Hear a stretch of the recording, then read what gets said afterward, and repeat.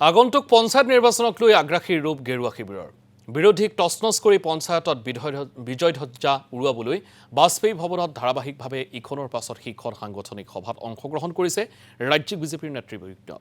ইতিমধ্যেই জিলা পৰিষদৰ ৩২৩খন আসনত বিজেপিয়ে মনোনয়ন দাখিল কৰাৰ বিপৰীতে ৭৪খন আসনত মনোনয়ন দাখিল কৰিছে মিত্ৰদল অগপই। আৰু এই নিৰ্বাচনত মুখ্যমন্ত্ৰীকে ধৰি সৰ্বমুঠ ৪০গৰাকী ষ্টাৰ কেম্পেইনাৰে প্ৰচাৰ চলাব বিজেপিৰ হৈ। আৰু কোনে ক'ত প্ৰচাৰ চলাব সেই সন্দৰ্ভতো বাজপেয়ী ভৱনত এক বিশেষ পৰ্যালোচনা হৈছে। নিজা প্ৰাৰ্থীৰ সমান্তৰালভাৱে মিত্ৰ দল অগপৰ প্ৰাৰ্থীসকলৰ হৈও বিজেপিয়ে প্ৰচাৰ চলাব বুলি ৰাজহুৱা কৰিছে বিজেপি নেতৃত্বই। লগে লগে কংগ্ৰেছকো চোকা সমালোচনা ৰাজ্যিক বিজেপিৰ।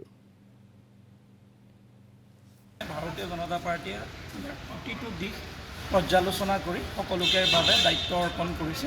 আমি মাননীয় মুখ্যমন্ত্ৰী মহোদয়, মাননীয় কেন্দ্ৰীয় মন্ত্ৰী সৰ্বানন্দ সোণোৱাল ডাঙৰীয়াৰ, কেন্দ্ৰীয় মন্ত্ৰী পবিত্ৰ মাৰ্ঘেৰিটা আৰু বাকী দলৰ প্ৰতিগৰাকী সাংসদ, প্ৰতিগৰাকী মন্ত্ৰী আৰু প্ৰতিগৰাকী দলৰ জ্যেষ্ঠ কাৰ্যকৰ্তাক লৈ আমি এখন তালিকা প্ৰস্তুত কৰিছোঁ।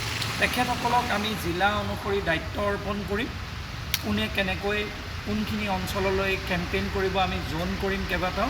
সেই জোন অনুসৰি সকলোৱে নিজৰ নিজৰ জিলাসমূহত জিলা পৰিষদৰ সভাসমূহ কৰিব।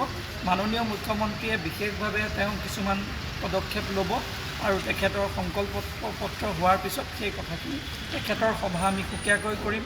ৰাজ্যিক সভাপতিৰ সুকীয়া আমি সভা কৰিম, সৰ্বানন্দ সোণোৱাল ডাঙৰীয়াৰ আমি সভা সুকীয়াকৈ কৰিম।